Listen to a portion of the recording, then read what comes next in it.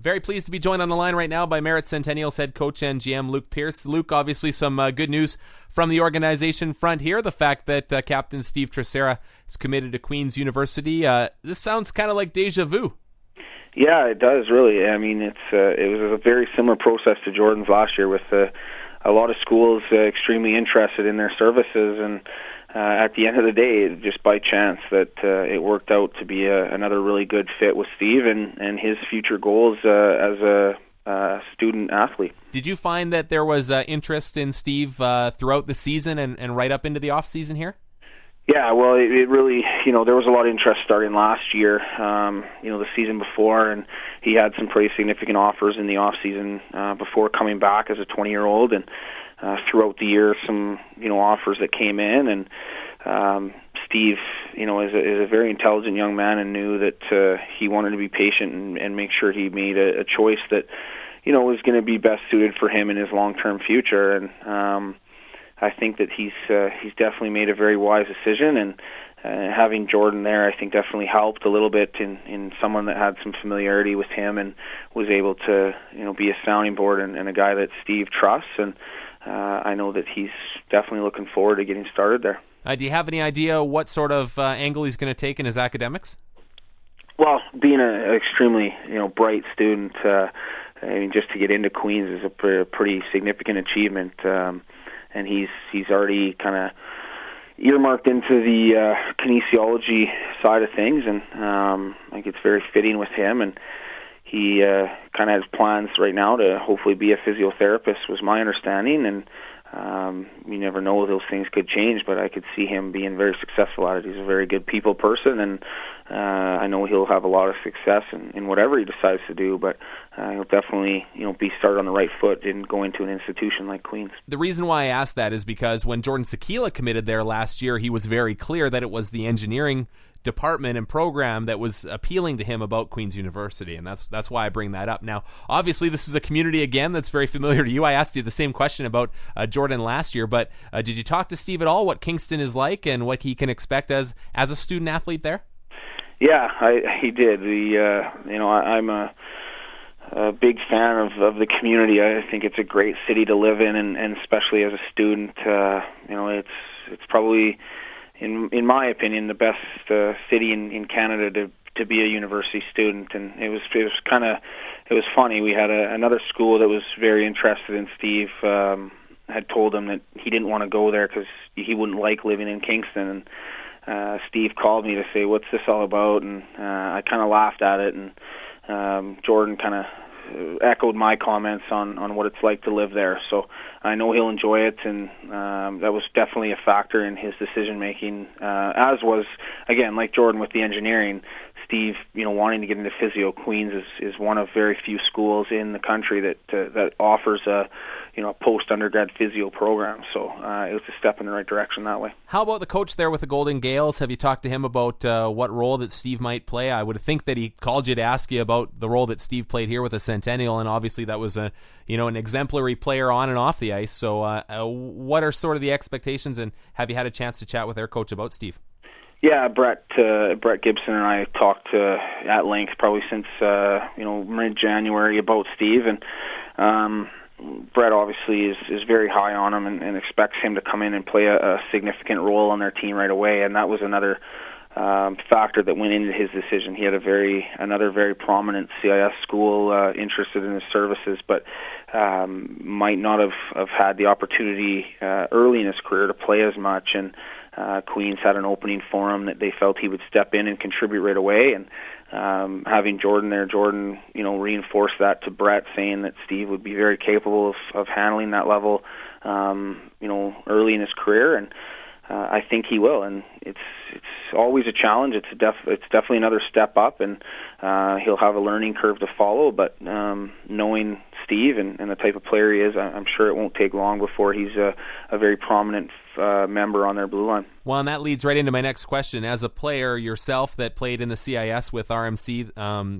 what sort of expectation do you have for Steve Tresierra in making the jump? And I know for Jordan Sekila on the ice, he didn't struggle in terms of play, but offensively the numbers weren't there as maybe Jordan expected. And Steve obviously isn't going to pile up a bunch of points anyway. That's not his game. But do you think really that he can be an impact guy at that level right off the hop? Well, I think it's difficult for anybody to be a significant impactor right off the beginning. There's a very big learning curve. It's probably the biggest adjustment of any league that you progress through. And going from minor hockey to junior B and junior B to junior A, it's more of a pace change. And going from junior hockey to college hockey, whatever level that may be at, there's a very significant change in the philosophy of the game, and it's a lot more intelligence. The game is not quite as hectic. System structure is a lot better, and players are just older and more mature, and they don't run around nearly as much. So there'll be an adjustment there for sure. Steve will probably have some struggles early because of the different style and the things to get used to. But he's an intelligent player himself, and I know once he gets used to that type of game and style, he'll be a definite force there. The way he plays the game, he's got a physical aspect to it. He's got some offensive abilities as well, and a very solid shutdown type of guy. He'll be able to contribute in whatever need they have. How about NCAA? A lot of people will throw out those magic 4 letters and think that it's not a good jump for a player that doesn't go the NCAA route. Was there interest in Steve at the NCAA level? Oh, absolutely. There's been interest in Steve ever since he broke into our league in the NCAA, and he had some very, very good options that way. And at the end of the day, I think he made the right decision. It comes down to what it ends up costing people financially, and there's very few token full ride scholarships out there at the NCAA level, and everybody at some point is paying some sort of money. And for Steve, he knew that what path he wanted to take with his future as far as a profession and getting into physio, it would have been a challenge for him to go down to the States and get some sort of undergrad and then come back and do physio in Canada. And he knows he wants to live in Canada and work in Canada, and staying here to go to a school like that, not many people get that kind of an option. So there definitely was, some consideration of going down there to some pretty good schools, but I think he looked farther down the road than just his 4 years of hockey and schooling, and I commend him for making that decision. Now, being that this is going to be posted on the blog, the fact that future Centennials players may be listening to this, and is that something that's sort of your mantra since you took over as coach and GM, the fact that when you're moving on to these players, when you're moving these players on, you want to move them on to a fit that's right for them, not necessarily what might be sort of the, I hate to say bright lights, big city, but that's what it comes down to? Yeah, absolutely. I think that, a lot of people are interested only in how many commitment school or teams get for their players to the NCAA, and that's fine. I think it's something that's the NCAA is a great league and a great option, but it's not necessarily the best fit for everybody.